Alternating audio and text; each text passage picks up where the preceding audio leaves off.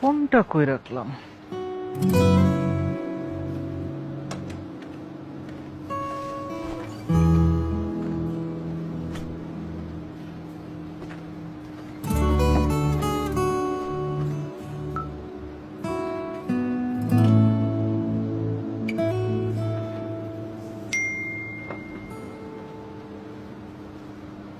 টাকা?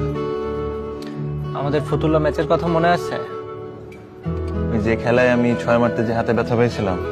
ফেরত আসার সময় রিক্সা ভাড়াটা তুই দিসলি, সেই ঋণটা শোধ করলাম।